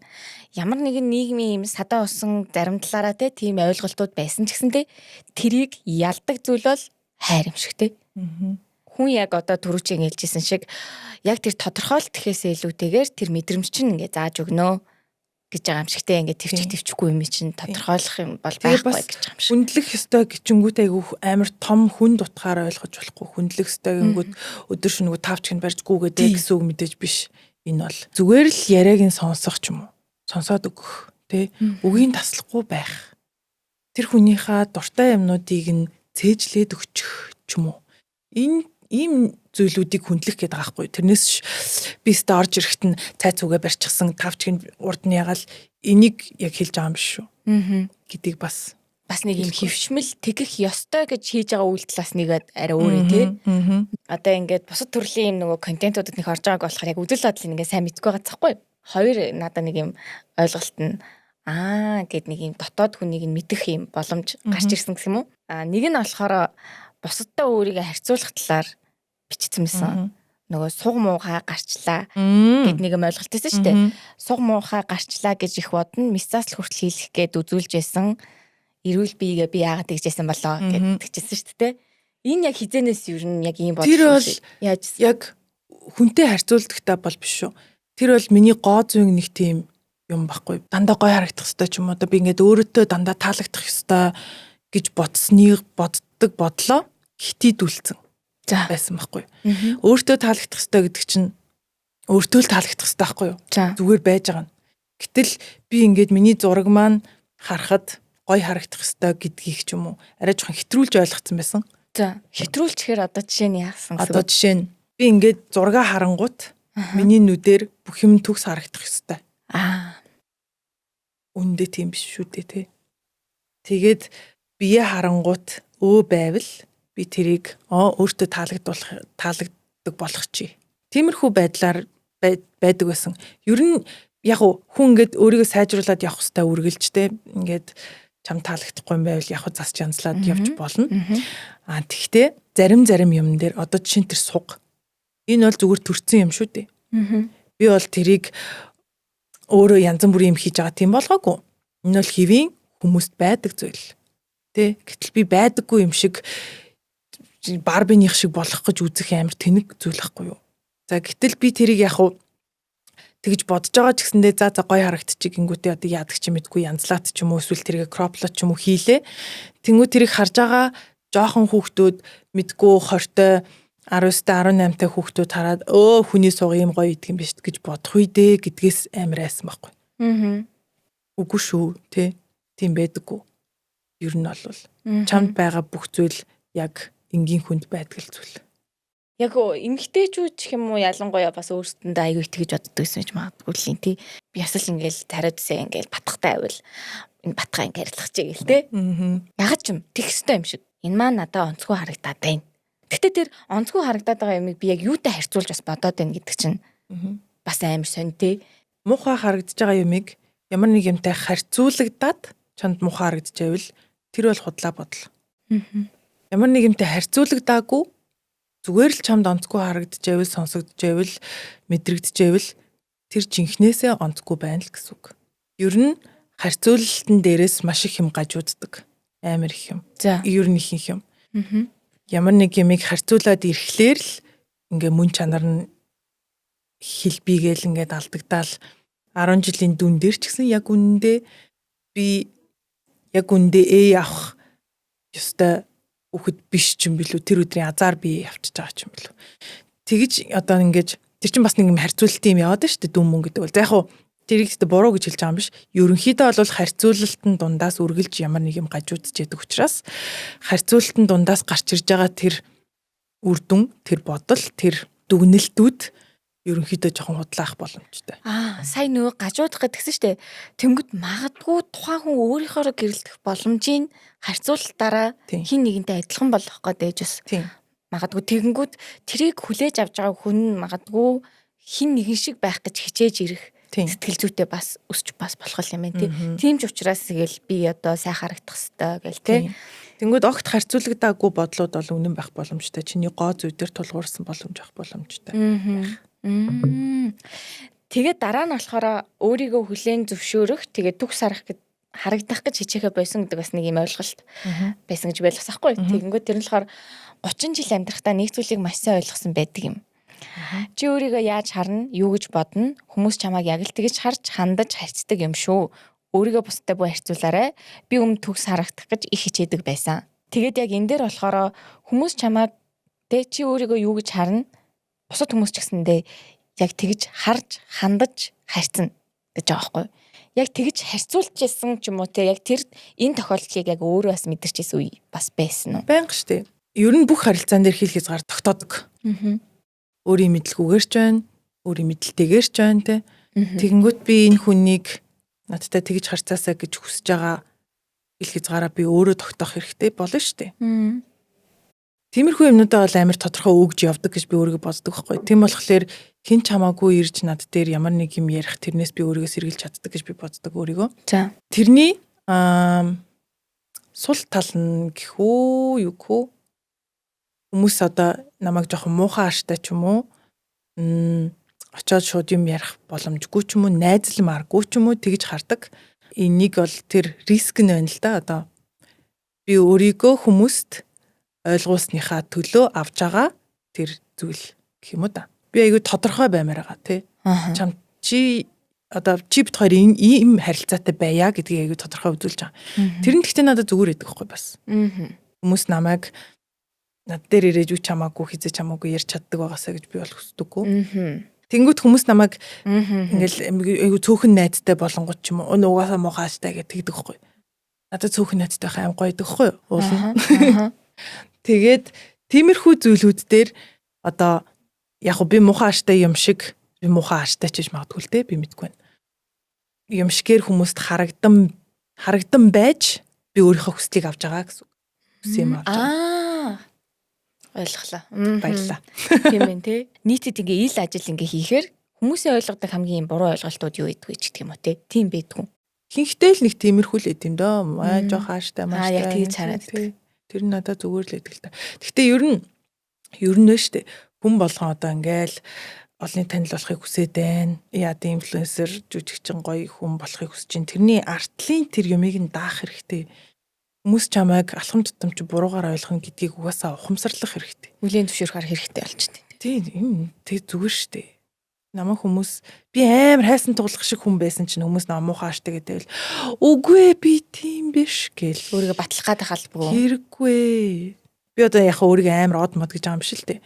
Ийм хідэн хүмүүс мэдчихээн намайг тэр хүмүүст би өөрийгөө дурандаа мэдүүлсэн.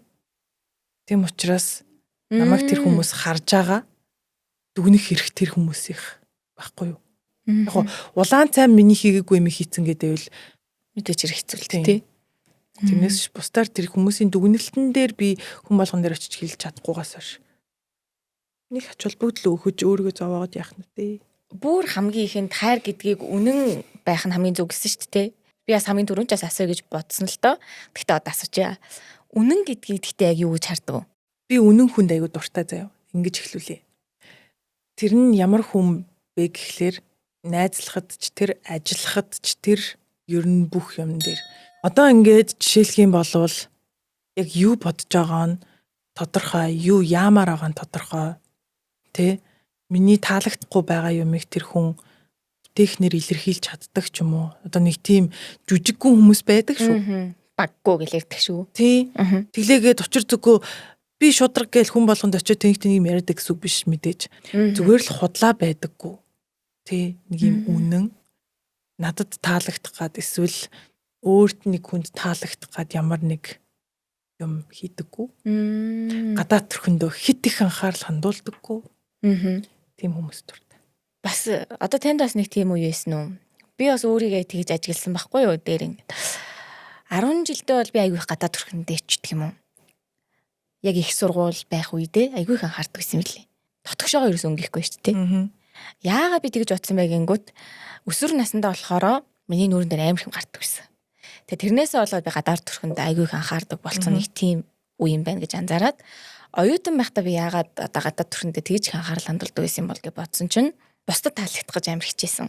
Тийм бодлоо шүү дээ. Одоо болохоор би хэсэг ерөөсөө би ер нь одоо подкаст үеэс бусад үед би ерөөс нүүр мөрөө боддог байхгүй. Ер нь бол ингээл одоо дэрэгдэх хүмүүс аваа байгаар минь ингээ хүлэн зөвшөөрөд тэгэнгүүт бусад хүмүүс будаач гэж хэлсэн ч гэсэндээ одоо тэг ингээл нэг амар одоо нэг юм шаардлагатай биш ч юм уу те. Яагаад одоо жишээ ингээ подкаст нэр ингээл өөртөө ингээл анхаарах бас нэг юм ёстой юм байна гэдгийг би бас бодож эхэлсэн байхгүй. Одоо эргэлээд нэг өөртөө ингээд бүр тэхэ болцсон байсан чинь нөгөө тухтай зонда ингээ орчгаар чинь тэгж бодгоо болчтой шүү дээ. Тэгэнгүүт одоо ер нь бол юм бусдыг хүнддэж байгаа учраас би ингээд зүг харагдах хэрэгтэй юм гэж би бодож эхэлсэн. Би нэг тэгж ялсан байхгүй. За тийм ээ. Бас насалтай. Тий. Одоо над дээр бол яг тэгж ажиглагдчихсэн. Би яг гадаадаа итэх анхаарч исэн үедээ би дотоод мөн чанараа алдчихсан. Эсвэл тэрийгээ одоо суугаагүй байхад дэгдгэнсэн одоо бүжин шиг л ингээл тийм байсан баахгүй. Миний одоо зан чанар ч юм уу те. Би наадхын дээр чинь зөв миний зүгээс шүү. Би яг 100% мэдэж ийн гэж байгаа юм биш. Миний зүгээс наадах чи буруу гэж хэлэх гээд байгаа байхгүй юу? За. Чи өөрийгөө гадаад төрхөндөө хит анхаардаг байсан үе одоо 10 жил оюутан байхдаа тийм үе тэх ёстой байхгүй. За. Тийм нас. Бүхэн тэгж байгаа. А гэтэл бид нэр мэдгүй 25 6 7 8 9 10 30 гарчаад хит их гадаад төрхөнд анхаарсаар байвал энэ асуудал. Тэрнээс өсвөр насны бүх хүүхэд угаасаа тэгдэг эн чинь гормон шүү дээ. Бид нар чинь хайр хүсэж эхэлж штэ. Тэгэхээр чин тэр чинь гадаад төрхөнд анхаарах л ёстой л ёстой ч байх угаасаа цаанаасаа тэгдэг л нас байхгүй юу? Яг л сая илдэг шиг нас басдаг шиг үү? Тий. Одоо төлөвшсөн насн дээрээ одоо ингээд яг үннийг хэлэхэд намайг уучлаарай. Би ингээд хүн амьтантай юм ярихлаар ингээд зүгээр суучдаг. Байн хүсээ оролдоод ингээд байхлаар надаа бүр ингээд тохгүй. Ямар хэцүү юм бэ гэж бодогдоод байхгүй. Яг уу надад түүхтэй биш тэр хүний өмнөөс үгүй чи зүгээр гоё байна. Би тийм ингэж өөрийгөө ингэж зовоогоосоо гэж зүгээр бодоод байдаг байхгүй. Тэр надад жоохон асуудалтай санагддаг. Төлөвшсөн насн дээрээ хит их гадаа төрхөнд анхаарал хандуулах нь тэр хүнийг хийсвэр амьдруулад байгаа юм шиг. Тэр хүнтэй би бас зарим нэг сэдвийн талаар ярих хэрэггүй юм шиг. Тийм сэтгэл яг төрүүлдэг. Яг буруу гэж хэлэхэд би бол тэрийг шүүх хүн биш учраас хэлэхэд аяг утгагүй. Тэгтээ яач ч бодсон энэ бол эрүүл зүйл бол биш байх гэж бодож байна. Яг одоо за 20-оос доош насны хүүхдүүнэр та. Яг зориод YouTube ороод Mongolia's Next Top Model гэдээ ороод үзээд миний тэр үед байсан царайг одоогийн царайтай яг ингээ харьцуулаад хараарай. Шал өөр болсон байгаа. Анатомийн бүтцэн нь өөрөө шал өөр болсон байгаа. Харин өөр бол тийм байх лээ. Тэрэн дээр би энэ дээрээс ээжтэй амар баярлдаг. Ингээл жоохон бахта би давхраа ойлчт юм уу ээж гингүүд тийм байдг юм аа. Ээж би пирсинг хийлээ үгүй гэл те. Хийлгэсэн бол яах уу? Тэгээд би жоохон бахта хацаргүй болохыг мөрөөддөг. Яг тэгэхээр нэг загвартай амар дуртай. Тэгэнгүүтээ тэр миний үдж байгаа загварын модель болгон амар шугамдсан юм шиг ястай. Тийм хүн дуртайч хэлэхгүй ядж хахт. Тийм болохыг айгүй хүсдэг. Тэг яахаа мэдгүй янз бүр ямаар ингэж үзэл тэгээ одоо мөнгө төгрөг байхгүй юм чинь яах вэ? Тэгэл нэг имлэг рүү залгаад хацарныхаа юу гэдүүлээ дотор өөхийг ахуул яач гэж шиг. Тэгэж мэгж илэрдэг байсан байхгүй. Гэтэл нас яваад одоо миний царай шал өөр болсон. Одоо ингээд тогтцсон хүмүүсийн царай бүгд шуугддаг дандаа. Чиний одоо гоё хацар чинь угаасаа байхгүй болно. Тийм болохоор яарч 25 наснаасаа гэж бүр яг тодорхойлж хэлье. 25 наснаасаа өмнө ямар нэг хагалгаа бити хэлгээрээ. Харамсах магадлал нарай жоо өндөр шивээс ч бас. Яг үнэндээ. Тэгээ тэрний дараа бол окей мэдээж болно. Тэгээ би бас хийлгээгүүдээ амар баярлаад байгаа байхгүй. Тухайн үед бол яг маргаашийн яг өнөөдрийн маань төрх надад айгүй чухал байгаа учраас тий өнөөдөр би одоо анги дээр очиод краштай харагдах тэр төрх илүү чухал байгаа учраас яг хөө тийм хүслүүд байж магадгүй юм. Тэгтээ чиний одоо нийт амьдралыг бодоод үзэнгүүт 3-2 нь яг тогтсон чиний хүсэж байгаа царайтай өнгөрөх болно. Тийм болохоор жоохон тэсэд өнгөрүүлчихвэл гоё шүү. Тийм тэгээд нөгөө яг дэргэд байгаа хүмүүс ер нь бол байнгын нэг юм тэ ингээл солигддаг гэдэг чинь бас амар үнэн шүү дээ. 10 жилд ингээм хамт байсан тэ ингээд хүмүүс байнгын өөрчлөгдөн, их сургуультай хүмүүс өөрчлөгдөн тэ ингээл ер нь ингээ байнгын ингээ өөрчлөгдөн. Тэгэнгүүт бас ингээ хин нэгэнд зориулж өөрчлөгдөх нь бас өрөөсгөл болж байна тий. Яг тухайн үеийн трендийг бас хизээч дагаж болохгүй. Харин тийм ээ. Тренд ер нь дагаж хэрэггүй. Mongolia's Next Top Model-ыг гарч байгаа үед ер нь бол ер нь ийм давхраачин модноос харсан юм штэ гэдэг бодол гарлуу яалаа гэж би бас бодоод байгаа ш. Тэрнээс хаашаа байж магадгүй. Тийм үү. Хэсэг ер нь яг тэгсэн тий ингээд давхраа амир модонд байжгаад яг давхраагүй яг тийм нүднүүд нь илүү гоё юм байна. Тийм. Маань нэвтрүүлэг ер нь Монгол улсын фэшн салбар би амар том түлхэж болсон гэж боддог байхгүй юу?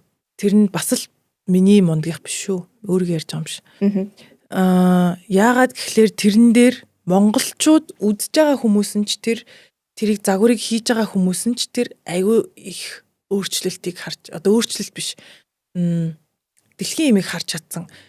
Загвар ингэж байдаг. Тэрнээс өмнө монголчууд загвар өмсөгч гингүүт мисл гэж ойлгодог, инээх хэл ёстой гэж боддог, палажл өмсөх ёстой гэж боддог байсан. Тэнгүүд инээгээгүй зураг байнгут ёстой нэрээ болохгүй бүтггүй. Жохон том нүдний контур харснаар па бодог чинь юу вэ гэдэг тийм үе байсан байхгүй юу? Нэвтрүүлэг гараад зураг авалт бол ийм байж болдог. Юмыг рекламдахтаа ингэж болдог. Зургийг бас хүн байгаагаас шал өөр гараад ингэж болдог гэдэг яг модель гэдэг юмыг харсан нь үдж байгаа хүмүүст ч тэр хийж байгаа хүмүүст нь ч тэр яг нэг алхам мэдгүй 10 алхам ч юм амар урагшлуулсан баха. Бас тийм биш үү?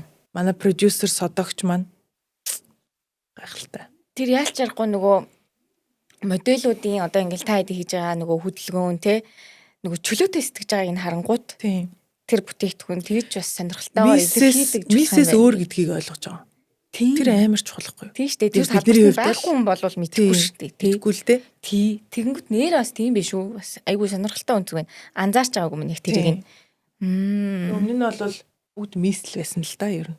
Тийм манай нэвтрүүлгээс өмнө. Одоо мис гэж байгаа хүн та нар баг харахгүй бүгд модель гэж байгаа. Бас нэрээ тийм тий. Яг мисийн тэмцээнийг явж байгаа. Энэ модель штэ гэж тодорхойлж явж байгааг бас нэрээ. Дэлхийд чи үнэндээ яг фэшн салбарт мис гэж хүн байдгүй штэ. Яг фэшн салбарт бол. Фэшн салбарт мис гэж хүн байхгүй. Модель гэж байгаа. Үндэ мис гэдэг чинь зүгээр эмэгтэй хүмүүс байхгүй юу? Нийт эмэгтэйчүүд. Мис and мистер гэдэг үү? Тэрэн шиг эмэгтэй хүн гоё байхыг харуулдаг тэмцээн л штэ үнэндээ. Та гэтэл модель гэдэг шал өөр манекен байхгүй юу? Тэр модель гэдэг хүн одоо зан чанар юу эдийн те ямар нэг тийм өөрийн дотоод хүнийг заавал гаргах шаардлагатай байдаг. Чи ухаантай байх албатай биш ч гэх юм уу? 100% гадаад төрхөөрөө хийдэг ажил. Мис бол чи ухаантай байх хэвээр, өөрхөн байх хэвээр одоо ийм эмэгт гоё эмэгтэй хүн байх хэвээр те. Модель зүгээр манекен шүү дээ. Сонсож байгаагүй л тодорхойлттой байна. Тий, одоо бас энэгээр ингээд дамжаад бас айгүй олон хүмүүс бас энэ ялгааг нь мэдэж авч ийн гэдэг чинь бас ярьж байгаа юм даа ч гэсэндээ. Бас мэдэж ярина гэдэг чинь айгүй том давуу тал байдаг тий. Тий. За одоо ингээд подкастын цаг бол айгүй хурдан өнгөрчлөө. Айгүй гоё сонирхолтой ойлголтуудын талаар мэдэж авангуудаа бас айгүй амьдралаар нь гоё жишээлж бас өөрийнхөө амьдралд хэрэгжүүлэх тий одоо хүүхдээ яаж өсгөхөөс хэсүүлээд би одоо нэг айгүй олон хүүхд өсгсөн юм шиг л. Үгүй ээ таны нөгөө өссөн юмнаас ч харж байгаа. Тийм шүү. Тийм шүү. Үлгэрэл байгаа байхгүй юу? Тийм. Заавал хүүхд өсгөөл тэр чи яагаад гэвэл үр дүнгээ хараахан үзээгүй гэсэн үг байхгүй юу? Тэр хүүхдээ одоо ингээ өсгөж байгангууд дараа нь үр дүн том болчоод ямар гарахыг мэдэхгүй. Тэгэхээр ингээд өсвөр насндаа ямар одоо тий сургамж хүмүүслэр өссөн байна. Одоо үр дүн байгаа байхгүй юу? Тэгэхээр ийм үр дүнтэй болохын тулд би бас ингэж анхаарай да гэж амирх бодлоо шүү дээ. Уриалга бас хэлчмээр байна. Одоо ингээд ялангуяа Instagram би Facebook ашигладаггүй мэдгүй байна. Instagram дээр амар их ээж нарын зөвлөгөөнүүд айгүй их байдаг болсон шүү дээ. За. Маш их одоо төрөлтийн тухай, няраа хүүхдийн тухай тийм зөвлөгөөнүүд маш их. Энэ нь мэдээж одоо тэр хүн ярих хэрэгцээгээ хангаж байгаа хүмүүс байгаа байх. Үнэхээр хантай мэдгүй юм олж авч байгаа хүмүүс байгаа. Гэтэл би ингээд бодохдоо 70 настай 10 хүүхд өсгсөн. Хүүхдүүд ийм ингээ явж байгаа. Ийм хүнээс би зөвлөгөө авмаар байдаг байхгүй юу? Үнэхээр за би бол хүүхдээ ингээд төрүүлж явахдаа ингэжсэн гэдэг юм уу. За мэдээж тэр олон жилийн өмнө одоо юмс өөр болцсон ч гэсэндээ зарим нэг одоо юмнууд биднэрт хэрэгтэй юмнууд бас байдаг. Тэгээд тиймэрхүү юмтай авцалдуулж одоо авж байгаа зөвлөгөөндөө бас фильтртэй хандаад тэ энэс одоо ямар зөвлөгөө авах уу? Энэ бас яг чамд таарах уу, тохирох уу тэ? Тэрийг бас жоохон юутай бодолтой ялангуяа эрүүл мэндийн зөвлөгөөнүүд дээр амар бодолтой байвал. Харин яг тэгдэм билээ шүү нэрээ. Нөгөө нэг чи надад анх хэлсэн болохоор одоо ингээд наснуудын тухай ярина гингүүт нь би ягаад ч юм бэ яг доод үеийнхаа дүүнерт ингээд үнэхээр хэлмээр байгаа юмнуудаа бодож үзсэн байхгүй юу? За. Яг ийм юмнууд хэлээ да. Тэр ерөнхийдөө хэлсэн ч гэсэндээ нэг юм байна. Дахиад хэлээ би мундагтаа хэлж байгаа юм биш үү?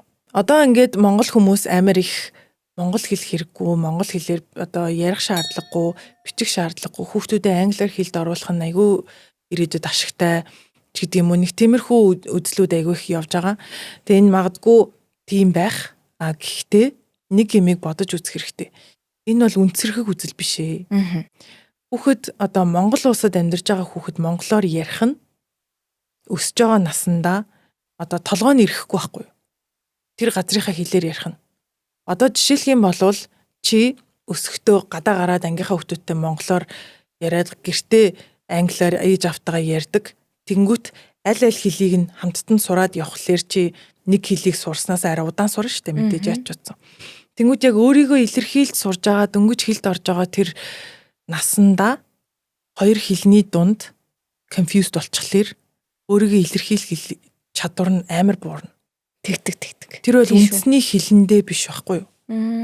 Тухайн хүнд өөрт нь бас тий. Тэр хүүхдийн өөрийгөө илэрхийлэмж тэр чадварт амар буруугаар нөлөөлөд байна. Америкт амьдарж байгаа хүүхд бол мэдээж англиар хэлд орох нь өөртөө зөв болох бах. Тухайн орчинд нь амьдарч байгаа юм чинь тий. Тийм тэгэхгүй Америкт байгаа хүмүүс Монгол хүүхд юм чинь монголоор нь хэлд оруулнаа сургууль дээр очиод англиар хэрэг гэдэг ч юм уу ингэж хүүхдийгээ 2 хэлний дунд 3 хэлний дунд ч юм уу төөрөгдөл битгий үүсгээрээ. Яа тэгэхээр энэ яг миний одоо гэрт маань тохиолдоод байгаа асуудал учраас баг дүү ингээд нэг бас адилхан англиар хэлд орхон чинь ер нь ингээд англи хэл нь жоох илүү болоод тэгвэл одоо ингээд хүмүүстэй ярихдаа эхлээд дотор англиар очиод тэрийг орчуулж ярьдаг хгүй монголоор. Тэнгүүт утгын хувьд авталтаагүй зарим хүмүүс ойлгохгүй болонгууд ангийнх нь хүүхдүүд ч юм уу ярьж байгаа юм ойлгохгүй ямар сони юм ярьдгийг гингүүт жоох ингээд түлхэж эхлэн штэ мэдээж тэр хүүхдтэй ойлголцож чадахгүй байгаа учраас тиймэрхүү асуудлууд гардаг. Тэгээд өөрийгөө илэрхийлэх одоо байдлууд жоохон хаагдмал болж эхлэх гээд байдаг. Тэгвэл одооноос бид нэр ингээд анхаарч лайна л да. Тэгээ дээрэс нь монголоор бичиж сурах монгол хэлний дүрм ямар амар болцсон юу болоод байгаа юм. Харин ойлгож илж дөө одоо. Би бүр байнга өөрчлөгдсөн үү? Коронавирус болсон юм болов гэж бодоод. Үгүй энэ хүмүүсийн бичиж байгаа бичлэлтүүд амар юу вэ?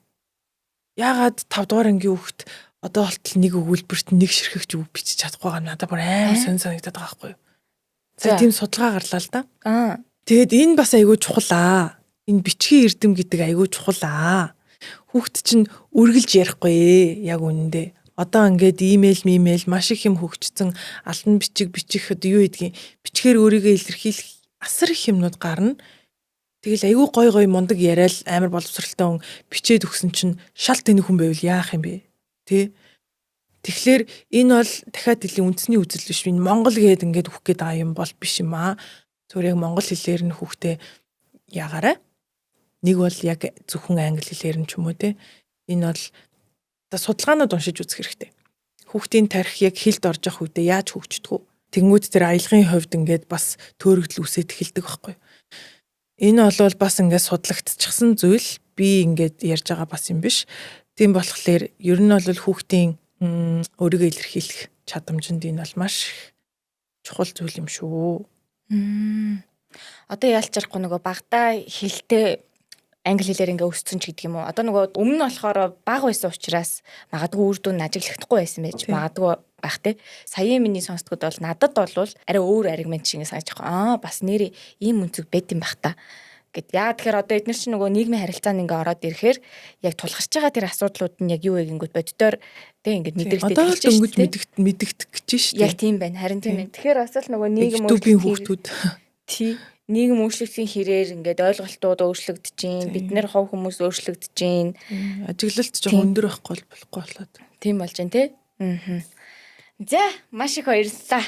Өстой янзын сайхан яриа байлаа гэдэг шиг. Би ингээд юм ярихдаа яг оновчтой яг тохирсон үгийг нь олох гээд жоохон ингээд бөөрн хэлж амар их юм тайлбарлаж ярих гээд идэв. Хэрвээ тэгсэн бол уучлаарай ямар ч лээсэн ойлгомжтой байх гэж хичээлээ. Тэгээд тий 30 нас гоё байна. Сайхан насан дээр бити та нар готраарай. Тэгтээ бас нэг тийм юмнууд бас байна байна тий ингээ. Харин аюу их тийм юм манай найзууд дунд аюу их байна. Харин тий. Тэгэл одоо бүр залуучуулаад байгаа юм шүү. 1900-га дон монгол гээл тий. Одоо бол амар таалагдаад байгаа байхгүй яа чи. Харин тийм ээ. Өстой сайхан нас шүү. Тий. За ингээ подкаст маань өндөрлөхөөс өмнө энэ удаагийн ивент гихчээр Ири бидэнтэй хамтарч ажиллаж байна. За Ирийг ямар ч байсан би ингээ бүтээгдэхүүн байгаа юм чинь хэрэгтэй болоо гэж бодоод би бас гоё танилцуулъя гэж бодож байна. Маа тааш. Тийм үү? Оо, яг энийг ашиглав юм уу? Энийн өмнөх загвар. Ирийг бол мэддэм юм тий.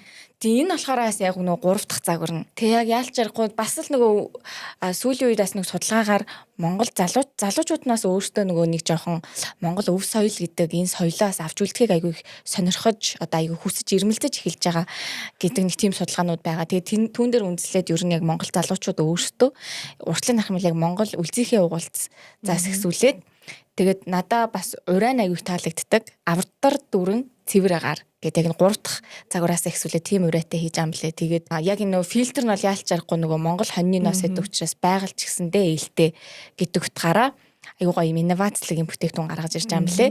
Ашгүйтэй тэгвэл байдаг бол. За тэгээд дараагийнх нь болохоор одоо яг энэ ширээн дээр харагдаж байгаачлан энэ болохоор яг Английн нэрэмжит яг ийм бүтээгдэхүүнүүд юм бэ лээ. Тэг нэг яалч арахгүй нөгөө юмнууд судалж харж мэддэг хүнд бол айгүй бас ийм тохиромжтой бүтээгдэхүүн шиг надад санагдлаа. Мэдээж хүн болгонд мэдх юм уу? Би сайнаас л мэдтээ. Айгүй. За юу гэвдэх вэ? Тэгээ ер нь нөгөө нэг витамин уудаг хүмүүс мэдэх бах уу? Угаасаа. Харин тийм байх тий. За үзэгчтэй би тэгвэл сайхан тайлбарлаад өгье. За энэ болохоор Английн хатааны гэр бүл хэрэгэлдэг гэж байгаа байхгүй юу? Тэгээд яагаад гэхээр хатааны ордны тусгай тамгатай коллагеныг нь бол бэлгэлж байгаа юм байлээ. Тэгээд энэ болохоор нөгөө энэ арталт нь байдаг ийм тамга байд юм лээ. Харах юм бол энэ тамга бол яг хэрэв аргийн Английн бас тухайн үйлдвэрүүд нь юу яагаад байдаггүй авч чадаад байдаггүй тийм тамга тусгай тамга байдаг юм байлээ. Тэгээд хатааны нэрэмждэг гэдэг жаахгүй юу? За энэ болохоор витамин D3, магнезиум энийг нь хэрэглэдэг үгүй юу? Үгүй яг одоо надад витамин C байгаа. Тийм үү. За энэ болохоор яг ийм кальц, магний тэгээ витамин D3 байгаа юм байна. За энэ коллаген айгу би бас айгу сүулт мэдсэн. Айгу зүгээр санагдаад бид эдийн нөгөө мэдчихэж тухайн бүтээгдэхүүнүүдэд хэрэглэх хэрэгтэй юм байна гэдгийг би айгу их одоо ойлгоолаа л да. Коллагены чинь бас ингээ өндөр том унгаас ингээ шалтгаалаад хэрэглэдэг юм байна шүү дээ. Бас хамаагүй хэрэглэж болдгоо шүү. Харин тийм байлий.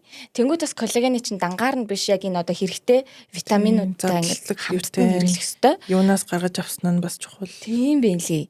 Тэнгүүд энэ л болохоор витамин B-гийн тийм төрлийн жимсний ногооноос гаргаж аваад хамтдан найруулсан учраас бидний биед айгүй хурдан тэгж шимэгддгээрээ давуу талтай. Тэгээд дээрэс нь яг тохирсон тунгаараа бид нар ашиглаж чадах юм бол арьсанд маш хурдан шингээд 6-8 7 хоногт л үр дүнгээ өгдөг гэдэг юм лээ. Тэгээ арьсны уян хатан чанар тэгээд одоо хөгшрөлтөө сэргийлэх хэсгүүлээд яг ингэж хэрэгтэй гэж санагдсан. Тэгээд химийн нэмэлтгүү гэдгээр айгүй том давуу талтай. Тийм учраас Монголд одоо нөгөө уртсагч одоо тэр бодисууд ингээ агуулгадаг учраас айгүй хурдан хугацаанд ашиглаад тэгээд ингээ шинээр айгүй орж ирдэг гэдгсэн. Тэгээ байгаль дээлтэй гэдэг нь энэ нөгөө савн хүртэл яг ургамлаас гаргаж авсан ийм савтай байдаг. Тэгэхээр энэ хийж байгаа бүтээгдэхүүнүүд нь яг үйлдвэрлэгдээд 40 жил болж байгаа юм лээ. Тэгэхээр сайхан яг коллагена хэрэглэж ивэл бас яг тунгийн тааруулаад зөв бүтээгдэхүүнүүдтэй хэрэглэх ёстой юм байлээ гэдгийг би ч айгүй сайн ойлгож байна. За тэгээ энэ брэндээс маань энэ болохоор Nature's Aid гэдэг ийм брэнд байна. За ийм хоёулаа бүтээгдэхүүнүүдийг өгж байна. Дотор нас өөр бусад төрлийн бүтээгдэхүүнүүдийн танилцуулга байна. За энэ болохоор Catstock-ийн бид ийм талархлын ийм талархаж байна уу те? Талархаад дотор нас гоё текст байгаа шүү. За таны хуваалцсан түүх хинэгний сэтгэлд гэрэл асаасан итгэлийг сэргээсэн нэгэн оч байлаа. Амьдралаасаа олж мэдсэн ухаарлаа зориглон бусадтай хуваалцсан танд үнэ талархаж байна. Таны алхам бүр урам зориг ухаарал хайр гэрлэр дүүрэн байх болтугай. Баярлаа. За энэ бол яг миний эцсийн дүнс. Ерөөл бат оршгэ хураа. За маш их баярлаа. Өрсөнд баярлаа. Нэстэ маш их баярлаа. Үнэхээр гайхалтай ярилцсан баярлаа. Сайн түүх та бүхэн маань таалагдсан гэж найдаж байна. Зориг дутагдах мөчөд тэний түүхэл чамайг түшигтэй адилхан бид бүхэн 7 хоног болгон шинэ дугаарыг та бүхэндээ түгээж байх болно. Та бүхэн энэ түүхүүдийг цаг алдалгүй сонсохыг хүсэж байвал subscribe дараарай гэж хүсэж байна. Ингээд мөн сувгаар маань зочилж үзээрэй.